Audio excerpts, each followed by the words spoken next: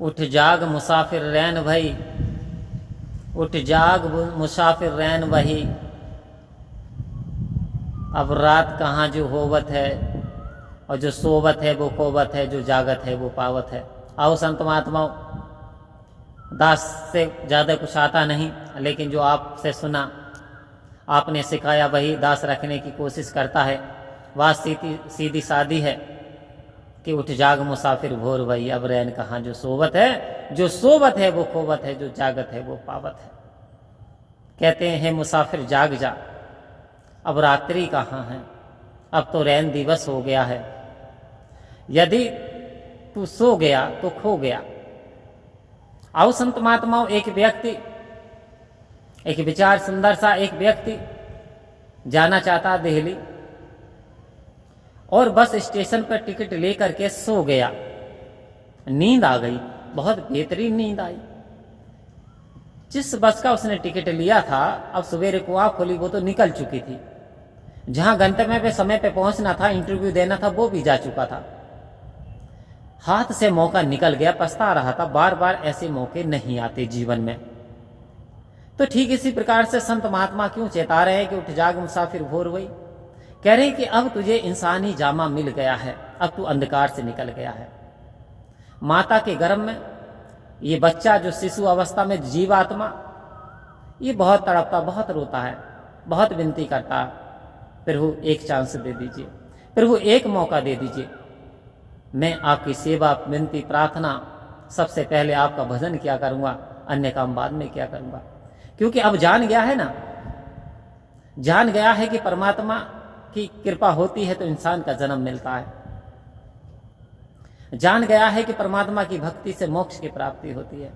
तो अब अरदास कर रहा है माता के गर्भ में, क्योंकि माया का पर्दा पहले पड़ गया, जो कि 84 में आया।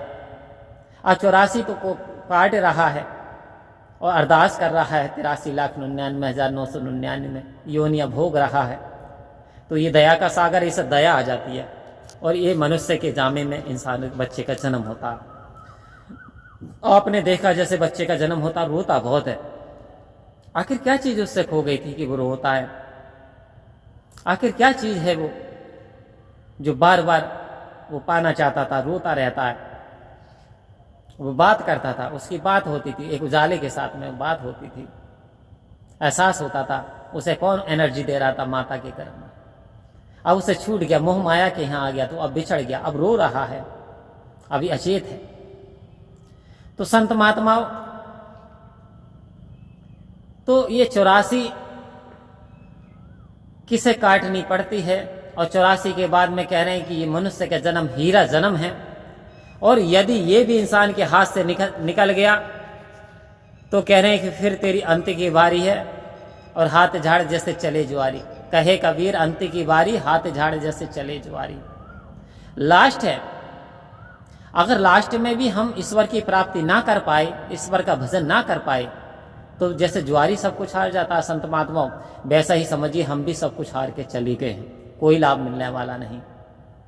मायावी पदार्थ संसार के लिए अच्छे हैं, ठीक है, जीवन जीने के लिए, जीवन को भोग करने के लिए बहुत जरूरी है, जीवन के लिए जरूरी है। क्योंकि money is not everything but everything is need of money. धन सब कुछ नहीं है, लेकिन प्रत्येक चीज को धन की आवश्यकता है, तो ये जरूरी है। लेकिन उधर सदगुरु इशारा दे रहे कि दांतों में फंस करके दातार ना भुला देना, और ये जन्म अमोलक है, इसे यूं ना गवा देना। कह रहे हैं कि जो दांतें हैं जो मैंने दिए तुझे, ये तेरे जीवन जीने के लिए दिए, इसमें असीमित तो इच्छाएं पैदा मत कर, इसका भोग कर और इसे परमात्मा की देन समझकर धन्यवाद दिया कर।